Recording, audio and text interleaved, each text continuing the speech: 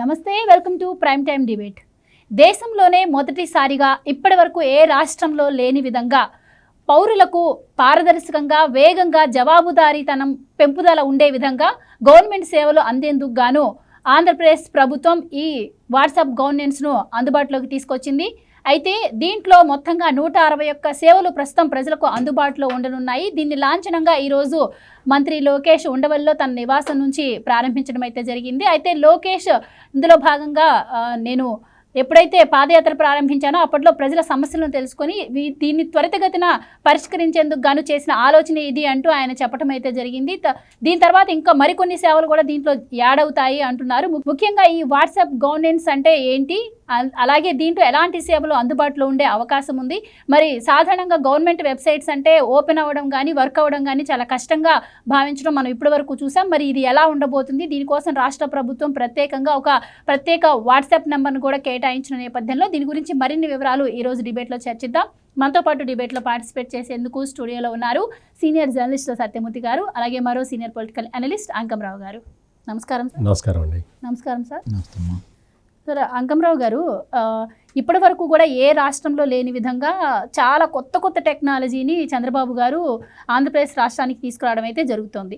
ఇందులో మొదటిగా ముందు ఇప్పుడు వాట్సాప్ గవర్నెన్స్ తీసుకురావడం జరిగింది. సో మనం చూసాం, ఇప్పటి వరకు ఏ పని కావాలన్నా జాబులకు వెళ్ళే వాళ్ళు లీవ్ తీసుకొని ఆ పని ప్రభుత్వ కార్యాలయాల చుట్టూ తిరగడం, రోజులు టైం వేస్ట్ అవ్వడం, ఇవన్నీ చూసాం. సో ఇవన్నీ కూడా గమనించినటువంటి లోకేష్ గారు పాదయాత్రలో ఈ వాట్సాప్ గవర్నెన్స్ ఆలోచన వచ్చింది, తదనుగుణంగా ఇప్పుడు మేము అమలుపరుస్తున్నాము అని చెప్పారు. సో ఈ సేవలు ఎలా ఉండబోతున్నాయి, అండ్ ఇందులో లోటుపాట్లు ఉండే అవకాశం ఉందంటారా? మీరు లోటుపాట్లు కాదు, ఇది తీసుకురావడానికి 3 నెలల 9 రోజులు మాత్రమే తీసుకున్నారు సమయం. దీన్ని మొత్తాన్ని అందుబాటులో తీసుకురావడానికి ఈ నెంబర్ కూడా ఇచ్చారు, 9552-000009. దీని ద్వారా 161 సేవలు, ఇప్పుడు మొత్తం కలిపి 360 సేవలు. అంటే సామాన్యుడికి ఏమేమి కావాలి, మామూలుగా పుట్టినరోజు, లేదంటే పెద్దవాళ్ళు ఎవరైనా చనిపోతే ఆస్తుల పాస్తుల వివరాలకు సంబంధించిన చనిపోయిన రోజు, అలాగే భూములకు సంబంధించినటువంటిది ఈసీ కావచ్చు, ఆ వివరాలు కావచ్చు అవి, అలాగే విద్యుత్తుకు సంబంధించినటువంటి బిల్లులు కట్టడానికి, ఇంటి పన్ను కట్టడానికి, అలాగే ఎక్కడికైనా ప్రయాణం చేయాలంటే రైలు కావచ్చు, లేకపోతే బస్సు మార్గం కావచ్చు, వీటికి సంబంధించిన ఇవి, అలాగే పౌర సేవలకు సంబంధించినవి. రెండోది మిగిలినవన్నీ కూడా రాష్ట్రంలో జరుగుతున్న ఏ విషయాలన్నా తెలుసుకోవాలన్నా కూడా జీవోలకు సంబంధించి ఇవన్నీ మన చేతిలో, ఇప్పుడు చరవాణి చేతిలోకి వచ్చిన తర్వాత ప్రపంచం మొత్తం చేతిలో ఉంది కాబట్టి దీన్ని చేతిలో పెట్టుకొని చాలామంది, సత్యమూర్తి గారు మొన్న ఏమన్నారంటే ఇవన్నీ సామాన్యులకు అర్థమవుతాయా అని చెప్పని మాట్లాడుతూ ఉన్నారు. నిజంగా ఈరోజు ఆడవాళ్ళు కూడా ఇంటికాడ కూర్చొని చివరికి వ్యవసాయ పనులు చేసుకునే వాళ్ళు కూడా ఈరోజు చరవాణీలు లేకుండా ఎవరూ లేరు. వాళ్ళకి సంబంధించినంత మనకంటే వాళ్ళకి ప్రపంచ జ్ఞానం ఉందనే నేను భావిస్తున్నాను. ఒకసారి 2 సార్లు, 3వ సారి అటు వివరాలన్నీ తెలుసుకుంటారు. దాంట్లో చాలామంది తెలుగులో పెట్టుకుంటున్నారండి. ఇది ఆంగ్లంలో ప్రావీణ్యం లేని వాళ్ళు తెలుగులో దాన్ని పొందుపరి పేర్లు కావచ్చు ఇవన్నీ దాంట్లో పెట్టుకుంటున్నారు. వాళ్ళు ఎలా ఉపయోగించుకుంటున్నారని చాలామంది ఆశ్చర్యపోయేవాడిని. ఎందుకంటే కొంతమంది అసలు చదువుకోలేని వాళ్ళు నాకు చాలామంది తెలుసు మా గ్రామంలో, వాళ్ళు కూడా దీన్ని వినియోగిస్తున్నారంటే అసలు ఎట్లా ఏంటని నాకు ఆశ్చర్యం వేసేది. ఇప్పటికి నాకు సంబంధించిన వరకు నాకు ఏదన్నా చిన్న సందేహం ఉంటే మా పిల్లలే దాన్ని పరిష్కారం చేస్తారు, లేదంటే ఎవరికన్నా పిల్లలకు అప్పచెప్తే త్వరితగతిన దాన్ని ఎలా వినియోగించాలి, ఏ విధంగా చేయాలని చెప్పి వాళ్ళు చెబుతూ ఉంటారు. అట్లానే 1-2 రోజులు ప్రారంభించిన తరపు ఏదైనా సరే కొన్ని చిన్న ఇబ్బందులు ఎదురవుతాయి. మీరు అన్నారు మామూలుగా ప్రభుత్వానికి సంబంధించిన ఏదైనా వెబ్సైట్లు ఓపెన్ చేస్తే కాలయాపన జరుగుతూ ఉంటుంది, త్వరితగతిన జరగవని చెప్పి. ఇది అలాగా దీనికంటూ ప్రత్యేకంగా ఏర్పాటు చేశారు. ఇది 5 కోట్ల మంది వినియోగించుకునేది కదా, ఒకళ్ళిద్దరికో లేకపోతే కొన్ని వందల మందికో కొన్ని వేల మందికో లక్షల మందికో పరిమితం అయితే కాదు కదా ఈ సేవలు. వీళ్ళందరూ దీంట్లో ఉపయోగించుకుంటా ఉంటే దీనివల్ల ఏంటనేది ఒకసారి కనుక ఆలోచించుకుంటా ఉంటే, మనం ఏదన్నా కావాలి అంటే ఈరోజు నిన్నటిదాకా వాలంటీర్ల మీద ఆధారపడ్డాం, రైతు భరోసా కేంద్రాల్లో వాళ్ళ మీద ఆధారపడ్డాం, తర్వాత సచివాలయ ఉద్యోగస్తుల మీద ఆధారపడ్డాం, ఎంఆర్ఓ ఆఫీస్ మీద ఆధారపడ్డాం, ఎండిఓ ఆఫీస్ మీద ఆధారపడ్డాం, లేదంటే ప్రభుత్వ సంస్థలకు సంబంధించి ఆధారపడున్నాం. మరి వీటన్నిటికి కూడా లంచాలు లేకుండా జరుగుతున్నాయి, ఎక్కడన్నా పారదర్శకంగా ఏమైనా జరుగుతుందా? నిస్సందేహంగా దాంట్లో ఉన్న లోపాలన్నీ గుర్తించారు కాబట్టి ప్రజలకి ఈ ఇబ్బందులు లేకుండా ముందుకెళ్ళాలి అంటే సామాన్యుడికి ఈ లంచాల సహజంగా అప్పుడు ఏమవుతుందంటే వాళ్ళకై వాళ్ళు ఈ పనులు చేసుకుంటూ ఒకరితో సంబంధం లేకుండా ఒకరికి డబ్బులు ఇచ్చే పని లేకుండా చేసుకుంటే జవాబుదారం పెరుగుతుంది వాళ్ళలో. ఇప్పుడు ఈరోజు రాజకీయంగా ఈ భ్రష్టు పట్టిపోవడానికి కారణం ఏందంటే ప్రతి వాళ్ళు డబ్బులు ఇచ్చి ఓట్లు కొనుక్కుంటున్నారు. వీళ్ళు కొనుక్కున్న తర్వాత వీళ్ళు కూడా ఏమనుకుంటున్నారంటే నిజంగానే వాడు ఎంత ఖర్చు పెట్టాడు కదా, సంపాదించుకోకపోతే ఎట్లయినా ఆలోచనలోకి వస్తున్నారు చాలామంది కూడా. అందుకనే అవినీతి గురించి పెద్దగా పట్టించుకోవట్లేదు. ఇప్పుడు దీనివల్ల ప్రజలు అందరూ వచ్చినకు రేపు పొద్దున ఏదైనా పని చేయకపోతే అధికారిని నిలదీస్తారు. ఈరోజు అధికారిని ఏదైనా అన్నాలంటే భయం, అతను ఎక్కడ కొర్రీ చేస్తాడో ఏం చేస్తాడో అనే భయం అనేది ఒకటి ఉంటుంది. రేపు పొద్దున ఇవన్నీ ప్రజలకు అందుబాటులోకి వచ్చిన తర్వాత ఎవరితో సంబంధం ఏముంది, వాళ్ళకి కావాల్సిన ఏదో దాన్ని పొందుపరుస్తారు, వాళ్ళకి కావాల్సిన దరఖాస్తు దాంట్లో పెట్టుకుంటారు, వాళ్ళ చేతికే వచ్చింది. పోయి ఎక్కడన్నా ఉన్నటువంటి జిరాక్స్ వాళ్ళ దగ్గర లేకపోతే వాళ్ళ దగ్గర పోయి చూపించేసి వాళ్ళకి కావాల్సిందని తీసుకుంటారు. ఇప్పుడు ఇంతకుముందు మనం ఏదన్నా కావాలనుకోండి ప్రయాణానికి సంబంధించి విమానం కావచ్చు, లేదంటే రైలు మార్గం కావచ్చు, బస్సుకు కావచ్చు, మనకు వాళ్ళు ఇచ్చేవాళ్ళు. మనం డబ్బులు కట్టిన తర్వాత ప్రయాణానికి సంబంధించిన రసీదు ఇచ్చేవాళ్ళు. దాన్ని చేతిలో పెట్టుకొని భద్రంగా పెట్టుకొని వెళ్ళాలి. ఈరోజు చరవాణిలో పెట్టుకొని చూపించుకుంటూ వెళ్ళిపోతున్నాం కదా. అలాగే లైసెన్సులు, డ్రైవింగ్ లైసెన్సులు కావచ్చు, లేదంటే మనకు సంబంధించిన అన్ని ఆధార్ కార్డులతో సహా దీంట్లో పొందుపరుస్తున్నాం. కాబట్టి ఇది కూడా మనకి ఈరోజు నిత్యకృత్యంలో ఇది ఒక భాగం అయింది. కాబట్టి దీని ద్వారా ఈ సేవలన్నీ అందుబాటులోకి తీసుకొని వస్తే ఇవన్నీ ఇట్లా జరుగుతూ ఉంటాయి. మరి గతంలో ప్రతి గ్రామానికి కూడా, చిన్న గ్రామానికి కూడా 10 మంది నుంచి 20 మందిని కేటాయించడం కూడా జరిగింది కదా. సభ్యుల్ని, జీతబత్యాలన్నీ కూడా ప్రభుత్వం అంటే మందనమే కదా. రేపు పొద్దున ఇవన్నీ అందుబాటులోకి వచ్చినాయి అనుకోండి, ప్రభుత్వానికి సంబంధించినందుకు వాళ్ళ వెలుసుబాట్లు వాళ్ళకు ఉంటాయి. వాళ్ళు కూడా ఆలోచిస్తారు. వాళ్ళకి ఇదే అవసరాలు కదా, వాళ్ళకి పిల్లలు ఉంటారు, వాళ్ళకి పనులు ఉంటాయి, వాళ్ళు చేసుకుంటూ ఉంటారు. కాబట్టి ఈరోజు ప్రజలకి వాళ్ళతోటి సత్సంబంధాలు, వాళ్ళ మీద వైరం లేకుండా ఉండటం, వాళ్ళు అవినీతి పనులు కాకుండా ఉండటం, ప్రభుత్వ ఉద్యోగులు కూడా ఒళ్ళు దగ్గర పెట్టుకొని చేసుకోవడానికి, వాళ్ళు కూడా గౌరవంగా బతకడానికి ఇవన్నీ ఉపయోగపడతాయని అయితే నేను భావిస్తున్నాను. నిస్సందేహంగా విప్లవాత్మక మార్పులు ఇప్పుడు గతంలో వాళ్ళ లబ్ధి పొందడం కోసం, వ్యాపారం కోసం పెట్టారని అయితే నేను భావిస్తున్నానండి. ఎందుకంటే ప్రతి వాళ్ళ ద్వారా 2,63,000 మంది వాలంటీర్లకు సంబంధించి ప్రతిరోజు 2 పేపర్లు కొనిపెట్టించారు వాళ్ళు. అంటే 5,26,000 పేపర్లు దాని ద్వారానే వాళ్ళకి కొనుగోలు చేయించారు. మరి అట్లాగే ఈ ఎవరైతే ఉద్యోగస్తులు ఉన్నారో సచివాలయంలో కావచ్చు, రైతు భరోసాలో కావచ్చు, వాళ్ళ పేపర్నే వేసుకున్నారు. అట్లా 3-4 లక్షల పేపర్లు అట్లా చేసుకోవడం కూడా జరిగారు. అంటే వాళ్ళ వ్యాపారానికి కావాల్సిన విధంగా, అలాగే వాళ్ళ పనులు చేసుకోవడం కోసం మాత్రమే వాళ్ళని వినియోగించేవాళ్ళు. ఇప్పుడు ఈయన అట్లా అనుకోవట్లేదు కదా. ప్రజలకి ఈ బాధలన్నీ లేకుండా చేయడం కోసం ఎలా చేయాలని చెప్పి తండ్రి కొడుకులు కలిసి ఆలోచించుకొని ఈ కార్యక్రమాన్ని తీసుకొచ్చారని అయితే నేను భావిస్తున్నాను. దీన్ని ప్రారంభంలో చిన్న చిన్న ఇబ్బందులు ఉన్నా కూడా ఈరోజు మనకు ఏదైతే కంప్యూటర్లు ఎట్లా వినియోగించుకుంటున్నామో, ల్యాప్టాప్లు ఎలాగ వినియోగించుకుంటున్నామో, అట్లాగే మన చరవాణిలు ఎలాగైతే వినియోగించుకుంటున్నామో ఇది కూడా అలానే జరుగుతుందని అయితే నేను భావిస్తున్నాను. రైట్. సత్యమూర్తి గారు మీరు చెప్పండి. అంటే మొత్తంగా దీంట్లో 525 సేవల దాకా అనుకున్నాం. మొదటి దశలో వచ్చేసి 161 సేవలను అందించగలుగుతున్నాం. నెక్స్ట్ రెండో విడతలో 360 దాకా ఉంటున్నాయని చెప్పి లోకేష్ గారు చెప్పడం జరిగింది. ముఖ్యంగా ఇందులో ఏంటి అంటే రెండో విడతకు వచ్చేసరికి ఏఐని కూడా జోడిస్తూ ఉంటున్నారు. మనం మొదటి నుంచి చూస్తూనే ఉన్నాం చంద్రబాబు గారు ఏఐ మీద ఎంత దృష్టి పెట్టారు అని చెప్పి. ఇక కొన్ని అయితే 80 సెకండ్స్లోనే అయిపోయే ఛాన్స్ ఉంటుంది. ప్రభుత్వం నుంచే మీకు, ప్రభుత్వాధికారి నుంచే మీకు ఫోన్ వస్తుంది, మీరు ఎలాంటి శ్రమ పడాల్సిన అవసరం లేదు. మెయిన్ ఇంపార్టెంట్ ఏంటంటే తిరుమల దర్శన టికెట్లు కూడా దీంట్లోనే చేసుకునే అవకాశం అంటే మామూలు విషయం కాదు. సో మీ అభిప్రాయం ఏంటి? వాట్సాప్ గవర్నెన్స్ సేవల పైన ఎలా ఉండబోతాయంటారు? ప్రజలకు ఎలాంటి ఉపయోగం ఉంటుందంటారు వీటి వల్ల? ఇదేంటంటే కొంత అడ్వాన్స్డ్ టెక్నాలజీ తోటి చేస్తున్న కార్యక్రమం. దేశంలోనే మొట్టమొదటిసారి ఆంధ్రప్రదేశ్లో ఈ వాట్సాప్ గవర్నెన్స్ అనేది స్టార్ట్ అవుతుంది. మొత్తం దాదాపుగా 60% మంది ప్రజల దగ్గర స్మార్ట్ ఫోన్లు ఉన్నాయి. ఇదేంటంటే స్మార్ట్ ఫోన్ ఆధారిత సేవ. స్మార్ట్ ఫోన్ మన చేతిలో ఉంటే గవర్నమెంట్ మన చేతిలో ఉన్నట్టే. ఇక్కడ మీరు ఇంట్రడక్షన్లో చెప్పినట్టు ఈ మొత్తం ఈ వ్యవస్థ, ఈ కొత్త వ్యవస్థ రావటానికి ప్రధాన కారణం నారా లోకేష్, ఐటీ హెచ్ఆర్డి మంత్రి. ఆయన ఆలోచనతోటి మొత్తం దీన్ని తీసుకొచ్చి అప్పుడు అక్టోబర్లో మెటా కంపెనీతోటి అగ్రిమెంట్ చేసుకోవటం, ఆ తర్వాత ఈ సేవలను ఇందులోకి తీసుకురావటం. ఇదేంటంటే మామూలు పని కాదు. ఇది చాలా పెద్ద యాక్టివిటీ. ఇప్పుడు ఒక శాఖ కాదు, చాలా 161 సేవలు అంటే ప్రస్తుతానికి చాలా డిపార్ట్మెంట్లను కోఆర్డినేట్ చేసుకోవాలి. ఆ డిపార్ట్మెంట్లు కూడా దీనికి సంబంధించిన ఇన్ఫర్మేషన్ తోటి సిద్ధంగా ఉండాలి. ఇది చాలా పెద్ద టాస్క్. అటువంటి టాస్క్ని అధిగమించి వాట్సాప్ గవర్నెన్స్ని స్టార్ట్ చేసిన మినిస్టర్ లోకేష్ని ముందుగా మనం అభినందించాలి. ఇంకొకటి మీరు అన్నట్టు ఇప్పుడు next AI technology, artificial intelligence టెక్నాలజీని వాడతాను అని చెప్పి ఇప్పటికే సీఎం చంద్రబాబు నాయుడు చెప్పాడు. ఆ ఏఐ టెక్నాలజీ కూడా సాధ్యమైన త్వరగానే వస్తుందని నేను అనుకుంటున్నాను. ఎందుకంటే ఏఐ టెక్నాలజీ వస్తే ఏమవుతుంది అంటే, ఇందాక అంకమరావు గారు చెప్పినట్టు చాలామంది ఇంగ్లీషు రాకపోతే తెలుగులో వాట్సాప్ చూసుకుంటున్నారు. చూసుకొని ఈ సేవలను పొందటానికి అవకాశం ఉంటుంది. తెలుగు కూడా రాని వాళ్ళు ఉంటారు. వాళ్ళు ఎట్లా తీసుకోవాలి ఈ సేవల్ని?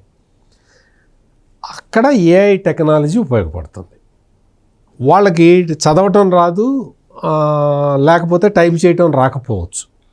వాళ్ళు ఏఐ టెక్నాలజీ కనుక ఇంప్లిమెంటేషన్లోకి వస్తే, నాకు బర్త్ సర్టిఫికేట్ కావాలి, నా పేరు ఇదిగో రామస్వామి అని ఏదో చెబితే వాయిస్ మెసేజ్ పెడితే అది ఆ వర్డ్స్లోకి అది మార్చుకొని అది వాళ్ళకి పంపించి అక్కడి నుంచి మీకు రిప్లై వచ్చి ఆ వర్డ్స్లో వాళ్ళు పెట్టిన రిప్లై మీకు సౌండ్గా వినపడుతుంది. అది ఏఐ టెక్నాలజీ. ఆ ఏఐ టెక్నాలజీ కూడా అతి త్వరలో ఈ వాట్సాప్ గవర్నెన్స్లో అది పార్ట్ కాబోతున్నది.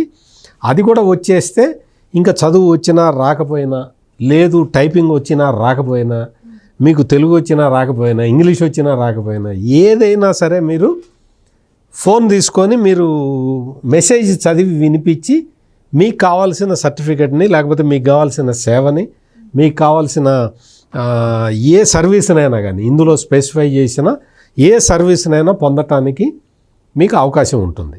అది ఏఐ టెక్నాలజీ, అది కూడా రాబోతూ ఉన్నది.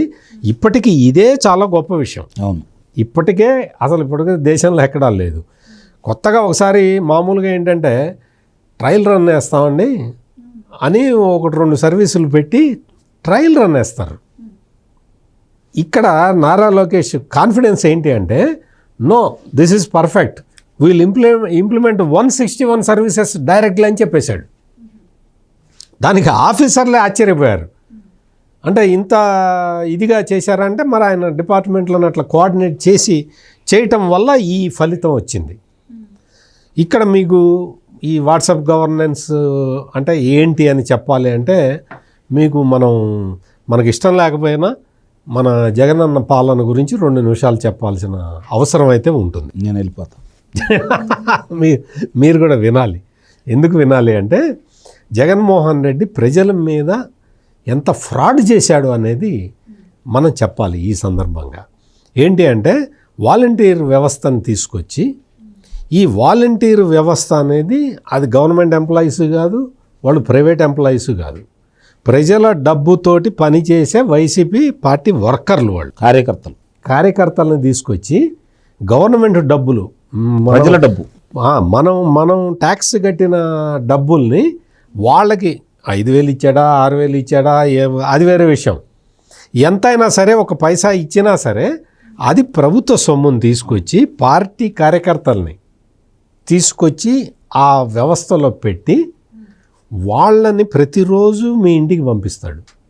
ప్రతిరోజు వాళ్ళు మీ ఇంటికి వచ్చి మీ ఇంట్లో ఎవరెవరు ఉన్నారు, ఎవరెవరు పోయారు, ఇంట్లో ఎవరెవరు ఉంటున్నారు, ఉద్యోగానికి ఎవరెవరు వెళ్తున్నారు, బయటికి ఎవరు వెళ్తున్నారు, ఇంట్లో ఎంతమంది ఉంటున్నారు, ఏ టైంలో ఎంతమంది ఉంటారు అనే ఒక అటువంటి రహస్యమైన సమాచారాన్ని కూడా వాళ్ళు సేకరించి దగ్గర పెట్టుకున్నారు. ఇప్పుడు ఉదాహరణకి ఒక తల్లి తండ్రి, ఒక కూతురు కొడుకు ఉన్నారనుకో. కొడుకు ఏదో బెంగళూరుకో హైదరాబాద్కో ఉద్యోగం చేయడానికి వెళ్ళాడు.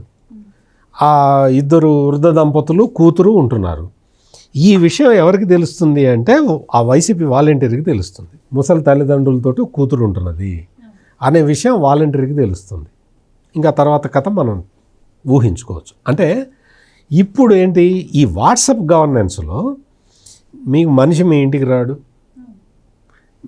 మీతో సంబంధం లేదు, మీరు ఎవరి దగ్గరికి వెళ్ళక్కర్లేదు, మీరు ఇంట్లో కూర్చొని ఉంటారు, మీ సమాచారం గోప్యంగా ఉంటుంది. మీకు ఇక్కడ వాలంటీర్ వచ్చి, అంతకు ముందర ఏంటంటే మీరు ఎన్కంఫరెన్స్ సర్టిఫికెట్ తీసుకోవాలన్నా కానీ వాలంటీర్కి చెప్పాలి. మీరు వాలంటీర్కి చెప్పకుండా జిల్లా కలెక్టర్ మీ ఫ్రెండ్ అయినా సరే ఈసీ రాదు. మీ బర్త్ సర్టిఫికేట్ కావాలన్నా, డెత్ సర్టిఫికేట్ కావాలన్నా వాలంటీరు చెబితే తప్ప వచ్చేది కాదు. అంటే మీరు ప్రతి సర్వీస్కి వాలంటీర్ మీద ఆధారపడాల్సి వచ్చేది. ఆ వాలంటీర్ దగ్గర మీ వ్యక్తిగత సమాచారం మొత్తం వాలంటీర్ దగ్గర ఉంటుంది. అంత డేంజరస్ సిచ్యువేషన్లోకి ఈ జగన్మోహన్ రెడ్డి సమాజాన్ని నెట్టి కూర్చున్నాడు.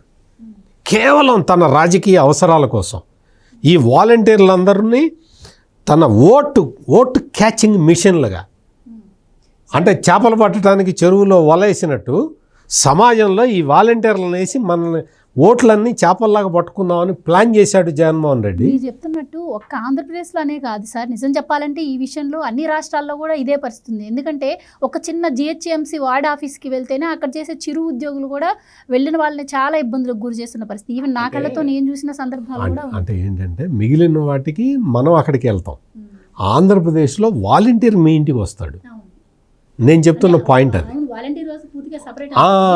నేను చెప్తున్న పాయింట్ ఏంటంటే ఒక వ్యక్తి మీ దగ్గరకు వస్తే వాడిని మీరు బర్త్ సర్టిఫికెటో, క్యాస్ట్ సర్టిఫికెటో, డెత్ సర్టిఫికెటో ఇది అడగటం అనే దాని గురించి చెప్తున్నాను నేను. మనం ఆఫీస్కి వెళ్ళటం, అక్కడ ఆ లెథార్జీ, అక్కడ ఆఫీస్కి లంచం ఇవ్వటం, ఇందాక అంకమరావు గారు చెప్పారు కదా, ఆ లంచం ఇవ్వటం అదంతా ఒక చాప్టర్. ఈ జగన్మోహన్ రెడ్డి చేసింది ఒక చాప్టర్. ఇప్పుడు మీరు చెప్పింది, అంకమరావు గారు చెప్పింది, నేను చెప్పింది, అన్ని సమస్యలు పోయినాయి. ఇప్పుడు జగన్మోహన్ రెడ్డి పెట్టిన వ్యవస్థే లేదు కాబట్టి ఇప్పుడు అంతా వాట్సాప్ ద్వారా మీరు కావాల్సిన సమాచారాన్ని మీరు తీసుకోవచ్చు. మీకు కావాల్సిన ధ్రువపత్రాలు, సర్టిఫికెట్లు మీరు తెచ్చుకోవచ్చు. ఎందుకు అంటే మీకు సంబంధించిన ఇన్ఫర్మేషన్ అంతా ప్రభుత్వము దీనికి యాక్సెసిబిలిటీ ఉంటుంది కాబట్టి మీరు బర్త్ సర్టిఫికెట్ కావాలి అంటే వచ్చేస్తుంది, క్యాస్ట్ సర్టిఫికెట్ కావాలంటే వచ్చేస్తుంది. మీరు ఏదైనా సరే ఈ పోర్టల్ దీని నుంచి, వాట్సాప్ నెంబర్ నుంచి మీరు తీసుకోవడానికి అవకాశం ఉంటుంది.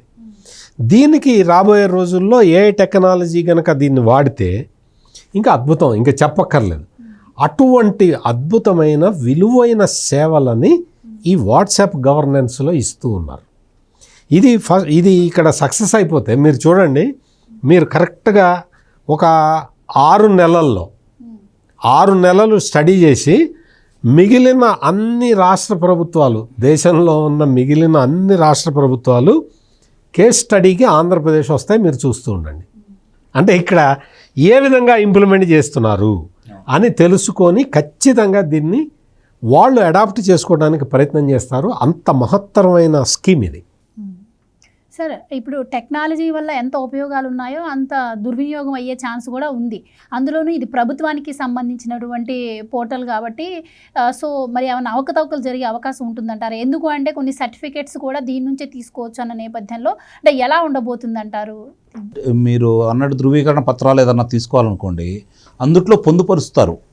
ఇప్పుడు మీరున్నారు, సత్యమూర్తి గారు ఉన్నారు, వారికి సంబంధించిన వివరాలు, వాళ్ళకి ఆస్తులు పాస్తుల వివరాలు, వాళ్ళు చేసే ఉద్యోగం, వాళ్ళు ఏమేం చేస్తున్నారు, ఇప్పుడు మనకేమేం కావాలి, ఇందాక నేను చెప్పినట్టు జనన ధృవీకరణ పత్రం, మరణ ధృవీకరణ పత్రం, లేదంటే మన ఆస్తులకు సంబంధించింది కావచ్చు, ఎక్కడికైనా ప్రయాణం చేయడానికి సంబంధించింది కావచ్చు, లేదంటే ఇందాక మీరు చెప్పినట్టు తిరుపతికి సంబంధించి ఆ దేవదేవునికి వెళ్ళాలంటే దర్శనానికి సంబంధించింది కావచ్చు, వీటన్నిటికీ కూడా మనకు వాళ్ళు ఇస్తారు.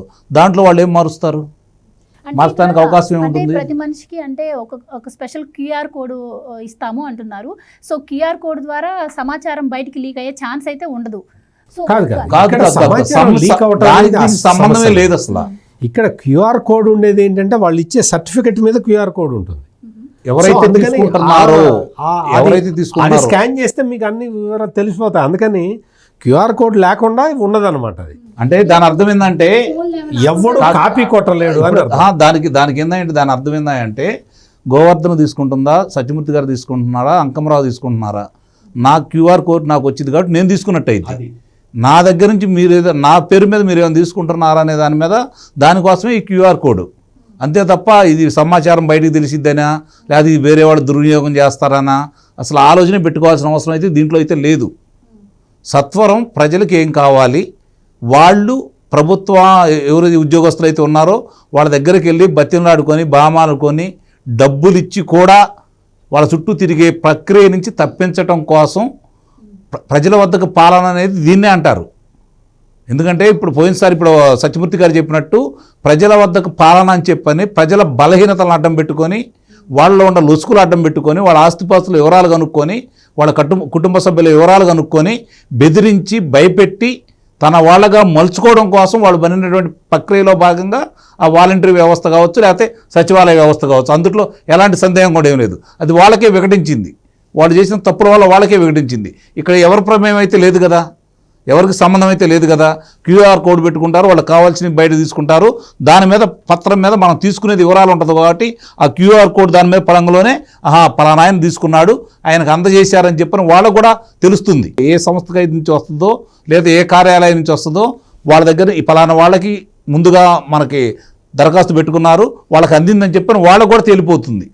వేరే వాళ్ళు మళ్ళీ ప్రవేశం లేకుండా కూడా ఇన్ని అవకాశాలు ఉన్నాయి దాంట్లో. వాళ్ళు దీన్ని ఏ విధంగా ముందుకు తీసుకెళ్లాలనే దాని మీద ఇప్పటికి 161 సేవలను దీంట్లో పెడుతున్నారు. త్వరలో 300, ఇందాక మీరు చెప్పినట్టు 500 పైచీలకు సేవలన్నింటినీ దీంట్లో పెట్టాలని భావించినప్పుడు ఏమవుతుందంటే, మన చంద్రబాబు నాయుడు గారు ఒక మాట అన్నారు, మీకు గుర్తుందో లేదో, పేపర్ రహిత అటువంటి కార్యక్రమాలు చేపట్టాలి అని చెప్పని. అంటే ఇదే రేపు పొద్దున ఇతని అవసరమైతే ఇతనికి సొంతంగా డౌన్లోడ్ చేసుకుంటాడు, పేపర్తో పని లేదు కదా, ఇదే వెళ్ళి చూపిస్తాడు, ఇదిగో నాకు ఇది కావాలి, ఇది వచ్చింది, మీరేంటని చెప్పని అడుగుతాడు. ఇప్పుడు మనకి కరెంటు బిల్లులు సంబంధించి చెబుదాం, లేకపోతే నీటి సంఘాలకు సంబంధించి చూసుకుందాము. అంటే మంచినీళ్ళు మనకు వస్తే కుళాయిల ద్వారా వస్తే నీటి పన్ను అంటాం కదా, గ్రామాల్లో కావచ్చు, పట్టణాల్లో కావచ్చు, అలాగే భూమి శిస్తు ఇవన్నీ ఉంటాయి కదా మనకి. వీటికి సంబంధించి రిజిస్టర్ కార్యాలయానికి వెళ్ళాలా, మనం దరఖాస్తు చేసుకోవాలి. ముందెళ్ళి దరఖాస్తు చేసుకున్న తర్వాత వాళ్ళు సమయం కేటాయిస్తారు. ఆ సమయం కేటాయించినప్పుడు ఆ సమయంలోనే వెళ్ళి మనం అక్కడికి వెళ్ళి కూర్చున్నప్పుడు వాళ్ళు పిలుస్తారు, వాళ్ళ ముందు చేసుకొని రావాలి. ఇప్పుడు అంత కాలయాపన చేసే పని లేకుండా మనం ఇక్కడ నుంచి దాంట్లో పొందుపరుచుకొని ఏ సమయంలో ఖాళీ ఉందో తెలుస్తుంది కాబట్టి ఆ సమయానికి మనం పనులన్నీ చేసుకొని అక్కడికి వెళ్ళొచ్చు. లేకపోతే అక్కడికి వెళ్ళి కూర్చోవాల్సి వస్తుంది కదా.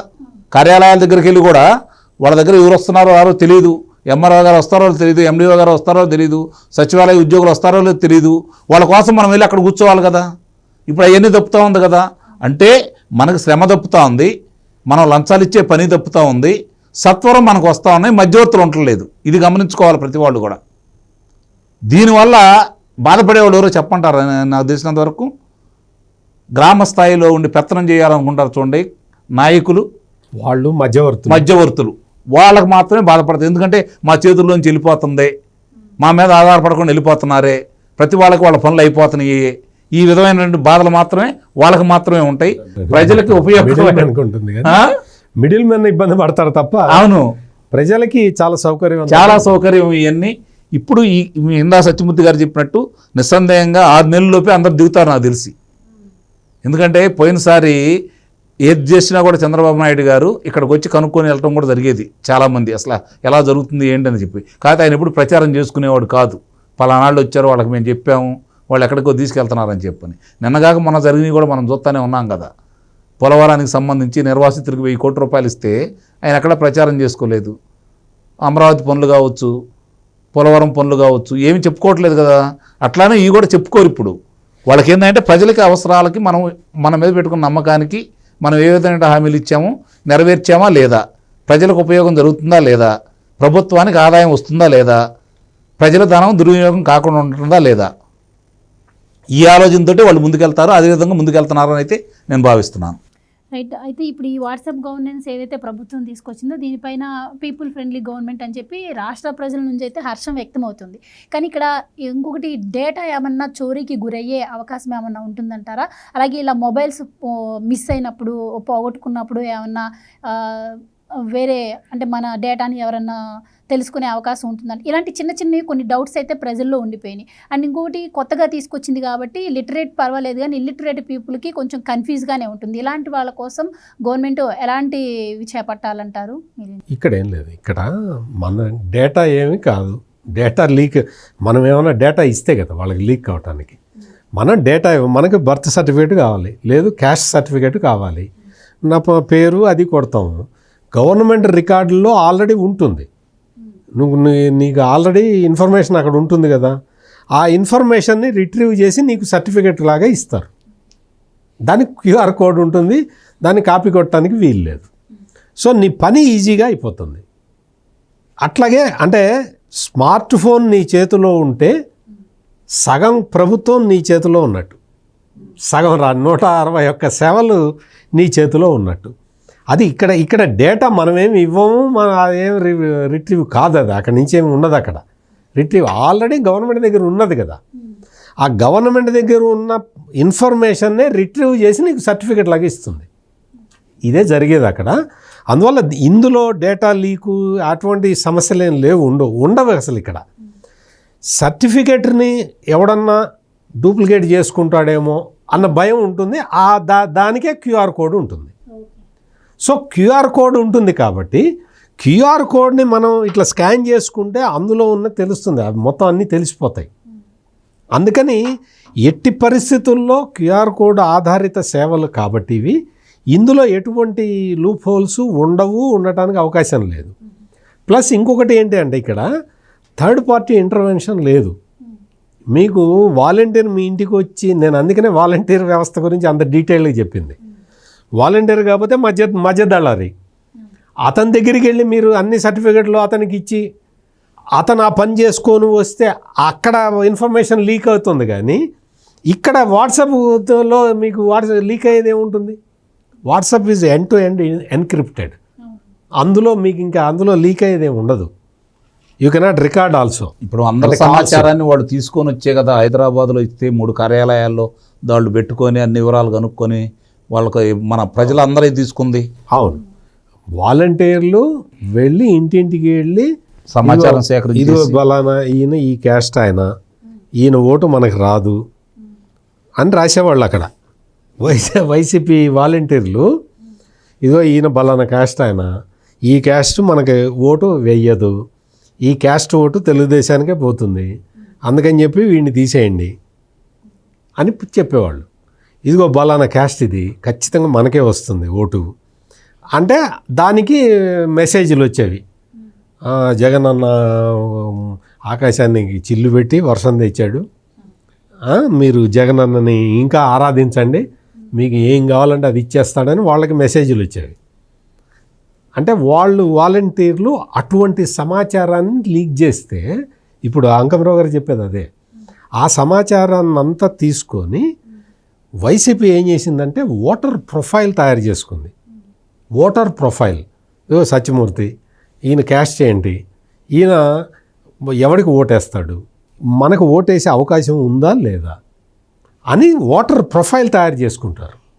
తయారు చేసుకొని సత్యమూర్తి ఏజ్ గ్రూప్ ఏంటి, ఈ ఏజ్ గ్రూప్కి మనం చేసేది ఏంటి, పథకాలు ఏంటి, సత్యమూర్తి సెల్ ఫోన్కి ఈ మెసేజ్లు సంబంధిత మెసేజ్లు వెళ్తుంటాయి. అట్లా ఓటర్ ప్రొఫైల్ని వైసీపీ తయారు చేసుకున్నది వాలంటీర్లను ఉపయోగించుకొని. ఇప్పుడు అందుకనే ఆ వాలంటీర్ల వ్యవస్థ లేకుండా పోయింది, ఇప్పుడు లేదు కదా. ఇప్పుడు అంతా ఆటోమేటిక్గా వాట్సాప్ ద్వారా నాకు కావాలి, నాకు బర్త్ సర్టిఫికేట్ కావాలి, నేను డీటెయిల్స్ ఫిల్ చేసుకుంటాను, 5 నిమిషాల్లో వచ్చేస్తుంది. ఇది ఇప్పుడు జరగబోయేది. అంటే టెక్నికల్గా స్టార్టింగ్లో ఏమైనా ఇష్యూస్ వచ్చినా కూడాను మరి స్టార్ట్ అవుతుంది కదా. ఇప్పుడు అంటే ప్రారంభంలో ఏదైనా సరే అట్లానే ఉంటుందిగా. ఎవరికి ఇప్పుడు వాట్సాప్లో టెక్నికల్గా మీరు మెసేజ్లు చాలా పంపించుకుంటుంటారు, ఫోటోలు పంపిస్తుంటారు, వీడియోలు పంపిస్తుంటారు. ఏదైనా ప్రాబ్లం వచ్చిందా? వాట్సాప్ సేవల్లో ప్రాబ్లం కాదు సార్, గవర్నమెంట్ లింక్స్ నేను అదే చెప్తున్నది, ఓపెన్ అవ్వడంలో ప్రాబ్లం. వాటితోటి మనకు సంబంధం లేదు. ఇప్పుడు మెటాతోటి గవర్నమెంట్ అగ్రిమెంట్ అయింది. ఇది దేనికి అగ్రిమెంట్ అయింది? గవర్నమెంట్ సర్వర్లతోటి వీటితోటి సంబంధం ఉండదు కదా. ఇక్కడ ఆ వెబ్సైట్ పనిచేసినా మనకు సంబంధం ఏముంది? వాట్సాప్ యూజర్కి అతనికి కావాల్సిన సమాచారం వస్తుందా లేదా? దీనికి గవర్నమెంట్ అది ఉంది, ఇది ఉంది, అక్కడ ల్యాగ్ ఉంది, ఇక్కడ ఇది ఉంది, అటువంటివి ఉండవు ఇక్కడ. ఇప్పుడు అంతా ఫుల్ ప్రూఫ్డ్ వ్యవస్థ వచ్చి ఉన్నది. ఈ వ్యవస్థని వాడుకోవటం దగ్గర కొంత కన్ఫ్యూజన్ ఉండొచ్చు. ఈ కన్ఫ్యూజన్ని కూడా క్రియేట్ తప్పించేయటానికి, దాన్ని లేకుండా చేయటానికి అన్ని ప్రయత్నాలు జరుగుతున్నాయి, జరిగినాయి ఆల్రెడీ. ఇప్పుడు ఈ రోజు నుంచి మీకు ఇది వచ్చింది కదా, మీకు వాట్సాప్ గవర్నెన్స్ వచ్చేసింది. మీరు రేపటి నుంచి చూడండి, మీరు అంటే గవర్నమెంట్ ఆఫీసులకి వెళ్ళే వాళ్ళ సంఖ్య మొత్తం గణనీయంగా తగ్గిపోతుంది. ఒకేసారి ఏకదమ్మున తగ్గదు, మొత్తం క్రమక్రమంగా తగ్గిపోయి ఒక 3 నెలల్లో 6 నెలల కాలంలో ఇది అలవాటు పడంగానే ఇంకా గవర్నమెంట్ ఆఫీస్కి వెళ్ళేవాడు ఉన్నాడు. అటువంటి పరిస్థితి అంటే గవర్నమెంట్ కార్యాలయానికి వెళ్ళాల్సిన అవసరం లేని పరిస్థితి. అంటే ఏంటి, గవర్నమెంటే నీ చేతిలోకి వస్తున్నది, నీ చేతిలోకి గవర్నమెంట్ వచ్చేస్తున్నది. ఇక్కడున్న ప్రధానమైన అడ్వాంటేజ్ ఇది. అందుకని దీని మీద అనుమానాలు పడాల్సిన అవసరం లేదు, అనుమానాలకు ఆస్కారం లేదు. ఇక్కడ జరిగేదంతా కూడా అసలు ట్రాన్స్పరెంట్గా, పరిపాలనలో ట్రాన్స్పరెంట్గా ఉండడానికి ఈ పని చేస్తూ ఉంటే ఇందులో ఇంకేముంటుంది, ఉండదన్నమాట. సో అందుకని ఇక్కడ గవర్నమెంట్ తీసుకొచ్చిన ఈ సౌకర్యాన్ని కావలసిన వాళ్ళందరూ ఈ రోజు నుంచే వాడుకోవటం మొదలు పెడుతున్నారు. ఆల్రెడీ పుంఖాలుగా వస్తూ ఉన్నాయి, నెంబర్ ఆఫ్ ఇవి వస్తూనే ఉన్నాయి. కొంతమంది వైసీపీ వాళ్ళు ఉంటారు, ఇది పనిచేస్తుందా లేదా ట్రై చేద్దామని చెప్పి వాళ్ళు తొందరగా దీని మీద దృష్టి పెడతారు. పెట్టుకోండి, చేసుకోండి చక్కగా. మీరు కూడా ఎన్ని లోపాలు ఎత్తి చూపిస్తే అన్ని సరిదిద్దుకోవడానికి అవకాశం ఉంటుంది. అందుకని ప్రతి వాడు కూడా ఇక్కడ ఏంటి అంటే మొత్తం ఇందులో ఏం లోపం ఉంది దాన్ని పట్టుకొని ఎట్లా అనే చూసే వాళ్ళ సంఖ్య కూడా ఉంటారు కదా. 5-10% జగన్మోహన్ రెడ్డి శిష్యులు చాలామంది ఉంటారు సమాజంలో. వాళ్ళని కూడా let them try there luck.